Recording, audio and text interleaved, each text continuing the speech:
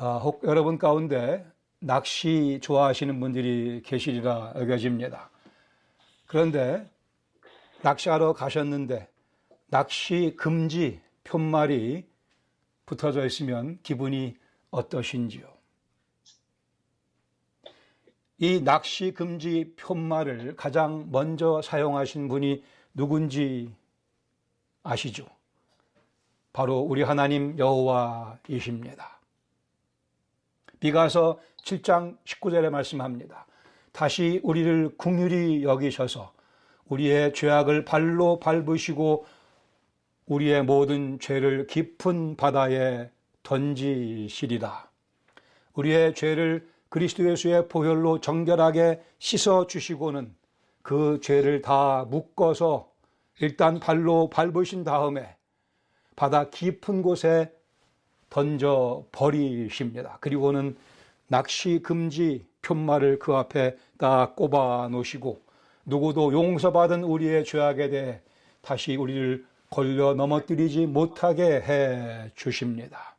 하나님께서는 우리를 구원하시고 난 후에 오늘도 계속해서 이 낚시 금지 푯말을 들고 여기저기 다니시며 우리 영혼 앞에 찾아오시며 그 푯말을 박아 놓으십니다. 아무도 우리의 죄를 다시 들춰내지 못하도록 낚시 금지를 명하십니다. 오늘 우리 요나서 2장 1절에서 10절까지 말씀을 통해서 범죄했던 요나, 그러나 주 앞에 어쩔 수 없이 하는 수 없이 회개했던, 그러나 그 어쩔 수 없는 마지못해 하는 그 회개도 너그러이 받으시며 용서해 주시는 하나님의 은혜에 대해서 함께 교훈 받기를 원합니다. 본문의 5절 6절에 보시면 하나님의 처절하고 철저한 징계가 요나에게 임하며 요나는 물고기 뱃속에 들어가 경험했던 내용들을 나중에 이렇게 수레합니다. 하나님께서는 요나를 물고기 뱃속에 집어넣으시며 당신의 집요한 추적을 완성하십니다. 5절에 요나가 수레하며 얘기하기를 물이 나를 영혼까지 둘러싸우며 깊음이 나를 에워싸고 바닷물이 내 머리를 감쌌나이다. 내가 산의 뿌리까지 내려갔사오며 땅이 그 빗장으로 나를 오래도록 막았사오나 나의 하나님 여호와 주께서 내 생명을 구덩이에서 건져내셨나이다. 요나는 2절에서 이 물고기 뱃속을 스올의 뱃속이라 죽음의 장소, 죽음의 뱃속이라 이렇게 표현을 합니다. 캄캄하기도 할 테고요. 숨쉬기도 어려운 상황, 열기도 꽤 뜨거웠을 것이고요. 이 물고기가 집어삼킨 음식물을 소화시키며 나오는 그 악취가, 그 가스 악취가 물고기 뱃속에 가득 차 있었을 것이기 얼마나 역겨웠을 것이며 현기증이 났을 것입니다. 이 큰 물고기가 바다를 이리저리 휘젓고 헤엄치며 다니며 마치 롤러코스터를 탄 것 같이 그 이상으로 요나는 역겨운 힘든 어려운 환경 속에 아픔을 경험했던 것을 이렇게 수레하고 있습니다. 환경적인 어려움에 더 추가적으로 아마도 요나에게는 자기가 하나님의 뜻을 저버리고 도망친 결과 지금 이 죽음의 장소에 갇혀 있음을 발견하고는 그것 때문에 더 괴로웠고 더 마음 아팠을 것입니다. 선지자가 도망자가 되어버린, 이렇게 해서 내 인생 마지막 챕터를 끝내는구나라는 생각이 그에게 아주 아픈 쓰디 쓴 그러한 생각으로 그를 괴롭히고 있었을 것입니다. 그러나 이 물고기의 뱃속에서 요나의 회개의 기도가 시작이 됩니다. 요나로 하여금 무릎을 꿇게끔 만들고 마시는 하나님의 은혜를 여기서 우리는 발견하게 됩니다. 요나의 회개에는 그러나 두 가지 측면이 있는 것을 본문에서 보게 됩니다. 회개의 억지성과 진실성입니다. 1절에서 4절에 보시면 이 회개가 억지로 마지못해 하는 수 없이 이루어진 것을 보게 됩니다. 1절 요나가 물속의 뱃속에서 그의 하나님 여호와께 기도하여 이르되 내가 받는 고난으로 말미암아 여호와께 불러 아뢰었더니 주께서 내게 대답하셨고 내가 스올의 뱃속에서 부르짖었더니 주께서 내 음성을 들으셨나이다. 본인이 고백하듯이 고난 때문에 어쩔 수 없어 회개하고 있습니다. 그는 자기의 지금 처한 상황이 하나님께로부터 온 징계인 것을 인정하고 있습니다. 주께서 나를 깊음 속 바다 가운데 던지셨으므로 큰 물이 나를 둘렀고 주의 파도가 주님께서 보내신 파도와 물결이 다 내 위에 넘쳤나이다. 이렇게 자기가 받는 고통과 어려움 이것이 하나님께로부터 온 징계라는 사실을 깨달으면서 비로소 소망의 서광이 비춰오기 시작합니다. 4절에 요나가 말하기 시작합니다. 생각이 바뀌기 시작합니다. 내가 말하기를 내가 주의 목전에서 쫓겨났을지라도 다시 주의 성전을 바라보겠다 하였나이다. 자기가 주의 목전에서 쫓겨났다는 사실을 깨닫고 인지하고 인정하기 시작합니다. 그리고는 다시 주의 성전으로 내 영혼의 방향을 틀겠나이다. 이것이 회개의 기도의 시작입니다. 주님과 자신과의 관계에 대해서 생각하기 시작합니다. 아프고 힘들고 죽게 생겼으니 회개합니다. 아프고 힘들고 죽게 생겼으니 주님과 자신과의 관계를 다시 생각하게 됩니다. 여기서 회개가 시작됩니다.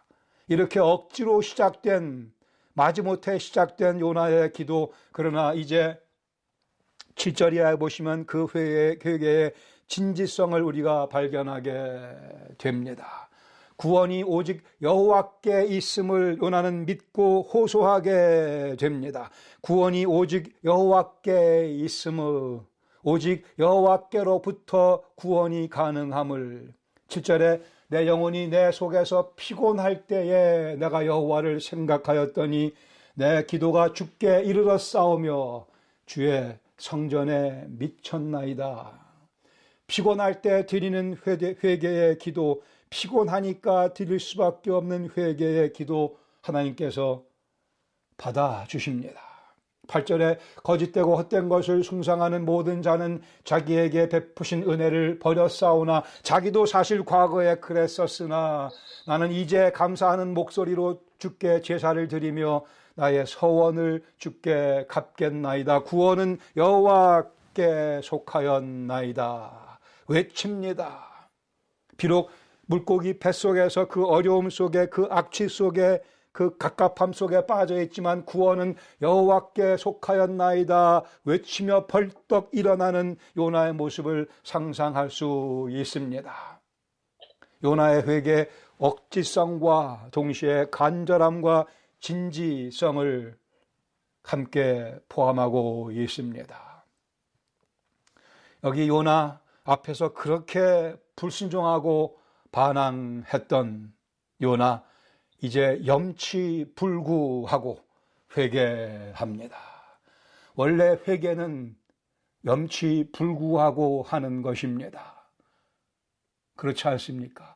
회개해야 된다면 염치불구 상태에 들어가 있는 거죠. 자존심 세울 때가 아닌 염치불구하고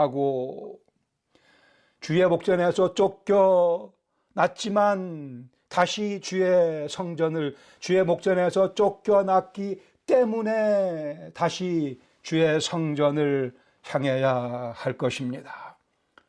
이 사실을 이해하고 인정하는 것이 참된 회개의 시작입니다. 참된 회개는 당연히 은혜를 경험하게 해 줍니다. 10절에 그러기에 여호와께서 그 물고기에게 명하셔서 말씀하셔서 요나를 육지에 토해내게 하십니다. 요나는 다시 살게 되며 그의 인생은 요나서 3장으로 발전하며 계속 진행되게 됩니다. 아시는 것과 마찬가지로 요나서 3장에서는 인류 역사에 전무후무한 영적 대부흥이 일어나게 되며 요나는 다시 살림받고 그 영적 대부흥의 도구로 쓰임받는 인생을 계속해 나가게 됩니다.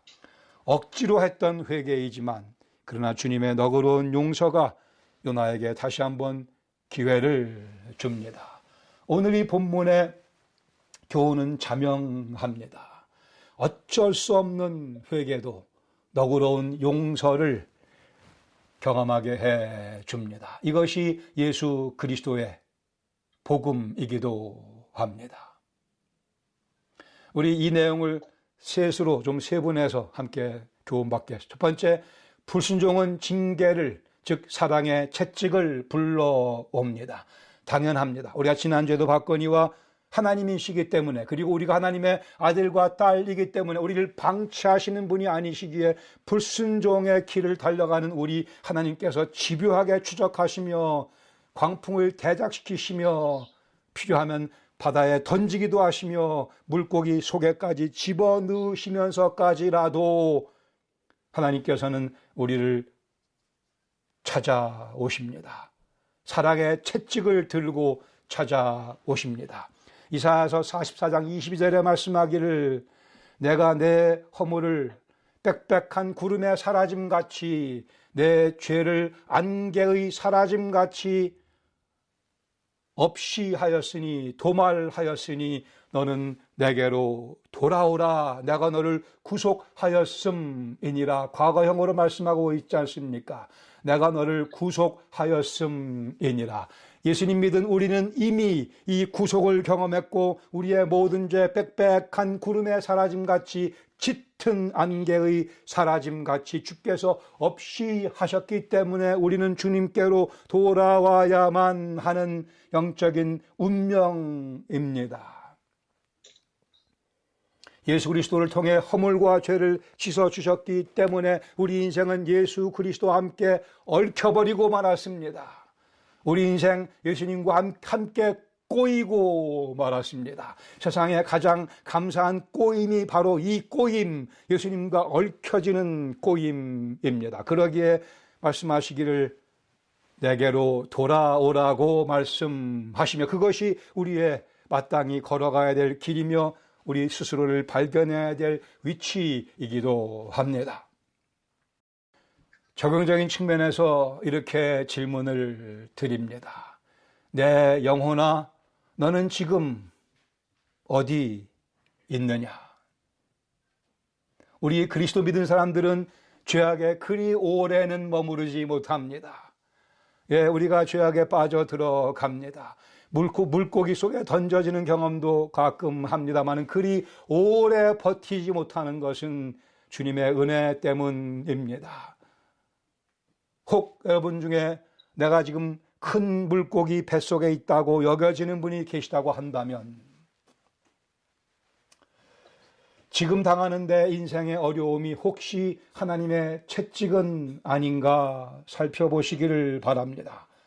모든 환경적인 어려움이 다 하나님께서 내리시는 사랑의 채찍의 결과는 아닙니다. 그러나 그런 경우도 없지 않아 있기에 우리 삶에 크고 작은 어려움이 있다고 한다면 그것을 하나님의 시각에서 영적인 분별력을 가지고 분석하며 판단해 봐야 할 것입니다. 하나님의 사랑의 징계가 아닌가? 하나님께 뭔가를 숨기고 있다면 우리는 큰 물고기 뱃속에 있는 것이라 얘기해서 옳을 것입니다. 내 영혼이 상쾌하지 못하면, 내 영혼이 날아갈 것 같지 못하다고 한다면 물고기 뱃속일 수 있습니다. 내가 주님과 아주 가까이 지내고 있다고 하는 확신이 없으면 물고기 뱃속일 가능성이 아주 많습니다. 내 영혼이 주님 목전에서 주님이 앞에 계시며 내가 그분 목전에서 살아가고 있다고 하는 확신이 없다면 3박 3일에 해저 여행 중일 수도 있습니다. 물고기 뱃속에서 헤매고 있는 경우일 수도 있기에 우리는 종종, 아니 자주자주 계속해서 이 질문을 던져야 합니다. 내 영혼아, 너는 지금 어디에 있는가? 주님의 질문이기도 하십니다. 두 번째 받을 수 있는 교훈은 사랑의 채찍은 참된 회개로 이끌어 줍니다. 하나님의 징계의 목적은 명쾌합니다. 분명합니다. 우리를 어려움 속에 빠뜨려서라도 우리의 회개를, 우리의 자백을 끄집어 내시겠다는 것입니다. 시편 이사야 1장 18절에 말씀합니다. 여호와께서 말씀하시기를 오라 우리가 서로 변론하자. 너희 죄가 주홍같이 붉을지라도 눈과 같이 희어질 것이요 너희 죄가 진홍같이 붉을지라도 양털같이 희게 되리라. 하나님께서 여호와께서 초청하십니다. 오라 우리가 서로 변론하자라는 말씀의 의미는 우리 좀 제대로 생각하며 앞뒤가 맞게 얘기를 나눠보자, 그런 의미입니다. 영어 성경에서는 많은 경우에 Let's reason together로 번역을 합니다. 좀 앞뒤가 맞게끔 전후 좌우를 살피며 하나님 베풀어 주신 은혜를, 우리 영적인 신분을 확인하며 좀 논리적으로 합리적으로 얘기를 나눠보자고 하십니다. 우리는 삶 가운데 경험하는 하나님의 징계가 참으로 하나님의 선물인 것을 분명히 믿어야 합니다. 내가 큰 물고기 뱃속에 있다고 한다면 회개해야 할 것입니다. 더 생각해 보시겠습니까? 내가 회개할 것인가 말 것인가로 고민하십니까? 요나 회개 직후에 곧바로 하나님께서 물고기에게 명하사 요나를 육지에 토해내게 하신 것으로 이해가 됩니다. 그렇다면 요나의 회개가 이루어지기 전까지 3일 3야 시간이 흘렀다는 뜻이 되고 말 것입니다. 이 완악한 요나, 끝까지 버티고 또 버틴 것으로 해석할 수밖에 없습니다. 혹시 요나가 억울하게 여긴다면 제가 하늘나라 가서 사과하겠습니다마는, 본문에 의하면 그렇게 회개를 하자 여호와께서 즉시로 요나를 토해내게 하신 것으로 보여지기 때문에요. 요나가 3일 3야를 버텼듯이, 그러나 어리석게도 우리 속에도 그렇게 버티고자 하는 미련함이 남아있음을 발견하게 됩니다. 빠르면 빠를수록 좋은 것을, 어쨌든 그래도 회개했으니 살아난 것입니다. 요나에게 물어볼 참 질문 중에 하나가, 그때 그 뱃속에서 경험에 대해 좀 더 상세하게 물어보고 싶습니다. 이것도 고약한 습성이겠죠. 궁금하니까는요. 그러나 우리 자신을 가만히 보시면 요나의 경험을 우리가 어느 정도는 알 수 있게 될 것입니다. 하나님께서 우리를 막다른 골목으로 몰아붙이십니다. 그래도 그 막다른 골목에 찡겨 들어가면서도 회개하기를 거부하던 우리의 모습이 있었다고 한다면 그것이 요나의 기분이었을 것입니다. 두 번째 적용으로 이렇게 말씀드립니다. 내 영혼아 불안 속에 떨지어다. 우리가 물고기 뱃속에 있다고 한다면 불안 속에 떨어야 합니다. 만일 회개가 필요한 시점에서 회개를 미루고 있다면 불안 속에 떨고 있기를 주님의 이름으로 축원합니다. 여기 아멘 안 하시면 안 되는데요. 축원하는데 왜 아멘을 안 하십니까? 죄를 지었지만 아무렇지 않게 살아가는 영혼, 불쌍한 영혼입니다. 죄를 지었으면 회개할 때까지, 그 순간까지 하나님께서 계속해서 우리를 괴롭혀 주시기를 축원드린다고요. 이것이 살 길이기 때문에 그렇습니다. 답답해야 하며 갑갑해야 하며 무서워야 하며 아파야 하며 괴로워야 합니다. 잠이 오지 않아야 합니다.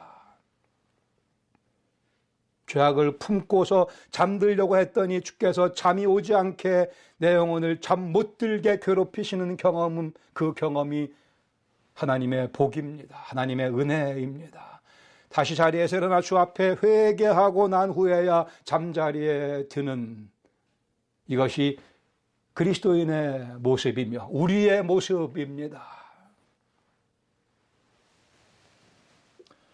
물에 둘러싸여 있음을, 여호와의 징계가 나를 둘러싸고 있음을 안다면 즉시로 회개해야 할 것이며 즉시로 무릎을 꿇어야 할 것입니다. The sooner the better. 빠를수록 좋지요. 다윗의 스토리를 함께 보시죠. 다윗이 범죄한 후에 시편 32편 3절에 이렇게 고백합니다. 내가 입을 열지 아니할 때에 종일 신음함으로 내 뼈가 쇠하였도다. 죄를 짓고 자백하지 않을 때 다윗이 자기 몸이 피지컬리 육체적으로 아파왔다고, 뼈가 쇠하였다고, 주의 손이 주야로 나를 누르시오니 내 진액이 빠져서 여름 가물에 마름같이 되었다고요. 주께서 다윗의 영혼을 짓누르며 다윗의 몸도 아프게 하시니 하나님께 감사드려야죠. 회개하지 않고 있던 그에게 주님께서 당신의 손으로 짓눌러 주셨습니다. 이것이 우리의 기도가 되어야 할 것입니다. 아직 정신이 멀쩡할 때에 주님과의 교제가 활발히 이루어질 때 주님께 먼저 기도드려야 될 내용, 주님, 제가 죄 속에 빠져 회개하지 않는다면 주께서 당신의 손으로 저를 짓눌러 주시옵소서, 제 뼈가 쇠하게 하여 주시옵소서. 5절에 그러나 그는 주의 누르시는 그 손을 경험하며 토설기 시작합니다. 5절에 내가 이르기를 내 허물을 여호와께 자복하리라 하고 주께 내 죄를 아뢰고 내 죄악을 숨기지 아니하였더니 곧 주께서 내 죄악을 사하셨나이다. 할렐루야.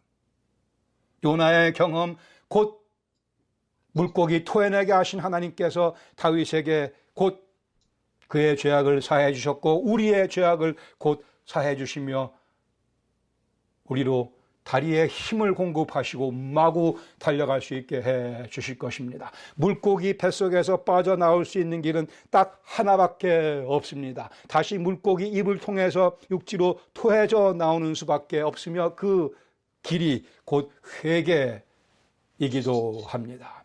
참으로 감사한 것은 어쩔 수 없는 회개라도 주님께서 너그러이 은혜로 용서해 주신다고 하는 사실입니다. 찬송가 279장에 주여 주여 내가 비오니 주여 주여 내 말 들으사 죄인오라 하실 때에 날 부르소서 날 부르소서. 한 번 더 하겠습니다. 날 부르소서. 여기 죄인이 왕창 몰려 있는데 주님께서 죄인들을 하나씩 불러 구원코자 하실 때 그 죄인의 영혼을 정결하게 해주시며 그 영혼 속에 기쁨을, 평강을 집어넣어 주시려고 하실 때 주님, 저를 잊지 말아 주시옵소서. Do not pass me by. 저를 간과하지 마시옵소서. 영어 가사에 그렇게 되어 있습니다. Do not pass me by. 저를 데려가셔야 합니다. 저를 놓고 가시면 안 돼. 놓치시면 안 됩니다. 빼놓으시면 안 됩니다. 여기에 주님의 은혜를 경험한, 그리고 주님의 은혜를 더 깊이 경험하기 원하는 영혼의 절규가, 간절한 기도가 놓여 있습니다. 죄인 오라 하실 때에 날 부르소서. 우리는 죄를 짓고 나면 불편해서 못 사는 거룩한 하나님의 백성입니다. 내 영혼아, 죄를 지었으면 불안 속에 떨지어다.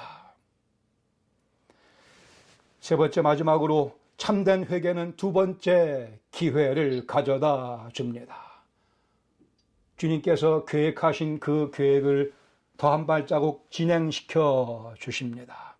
1장에서 불순종했던 요나, 기도 대신 도망을 선택했으며 배 밑에 들어가서도 기도하지 않았고 다시 배 갑판 위에 붙잡혀 와서도 기도하지 않았고 바다에 던져지기 전에도 기도하지 않았고 던져지고 물고기 뱃속에 들어가서도 상당히 오랜 기간 동안 기도하지 않았던 요나.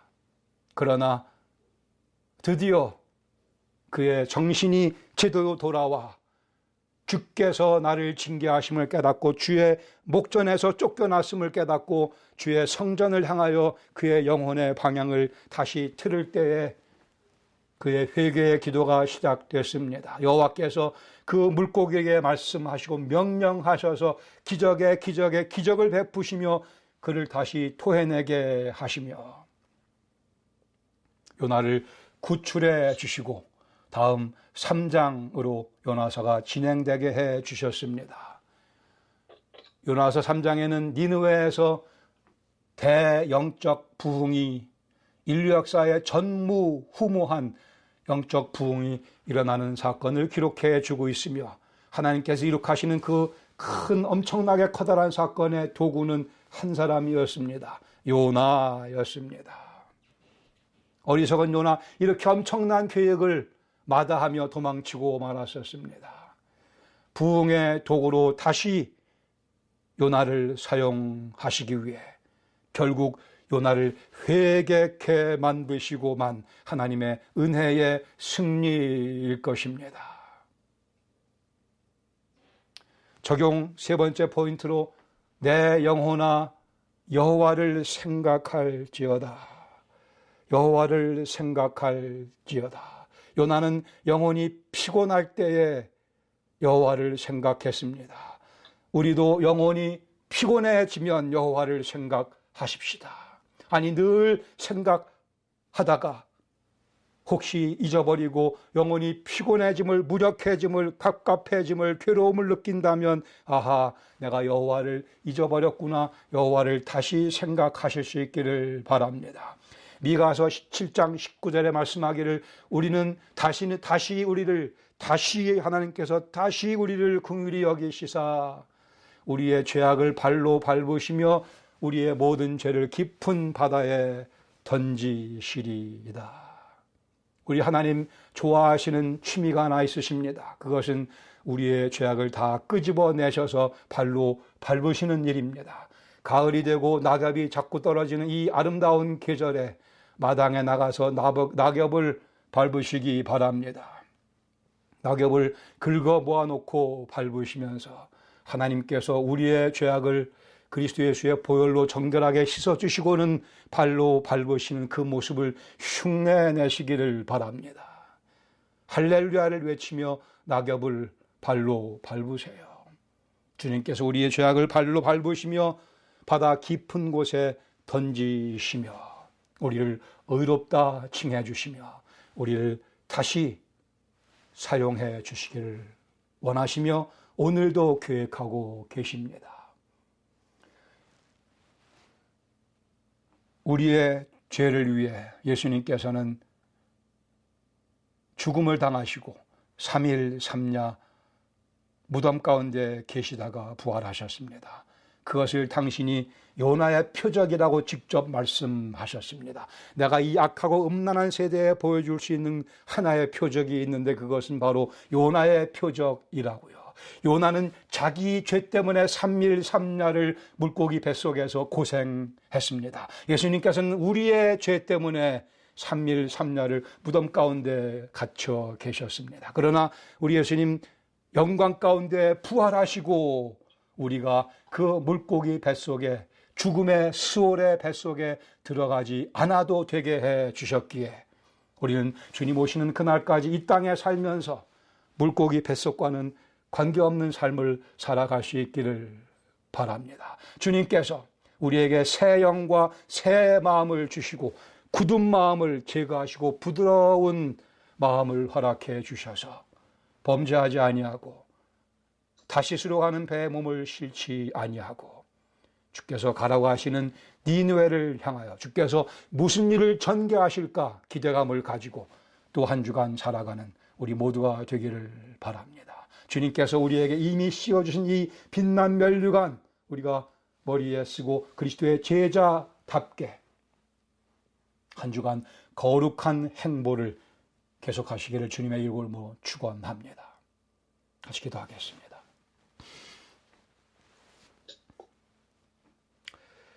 우리가 살아가는 인생 황폐한 황무지 같은 그러나 더 우리를 괴롭히는 것은 사단의 유혹과 육신의 정욕, 안목의 정욕, 이생의 자랑, 또 이 세상의 유혹입니다. 그러나 우리는 주께서 씌워주신 면류관을 만지면서 주님께서 우리를 위해 죽음의 뱃속에 3일 3야 계셨기에 우리는 그 자리에 들어갈 필요가 없음을 기억하므로 요나가 우리에게 주는 교훈을 100분 활용하여 승리하는 한 주간을 살아드릴 수 있기를 원합니다. 주님께 이 시간 우리 마음을 조용히 아뢰시기 바랍니다.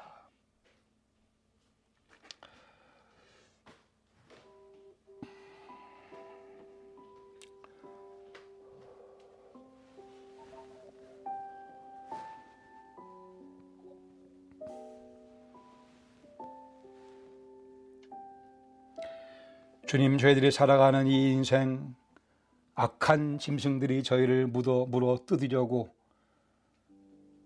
사탄이 우는 사자와 같이 저희를 삼키려고 그러나 우리에게는 주님의 약속이 있으며 주님의 사랑의 확증인 그리스도의 십자가와 부활의 능력이 있습니다. 그러기에 저희들은 요나의 뼈아픈 경험을 거울 삼아 그 자리에 들어가지 아니하고 곧바로 니느웨로 향하는 복을 누리게 하여 주시옵소서. 주신 말씀 한 주간 동안 저희들이 기억하며 활용하며 주의 이름을 높여드리는 모습으로 승리하게 하시며 주님 영광을 거두어 주시옵소서. 예수님의 이름으로 감사드리며 기도합니다. 아멘.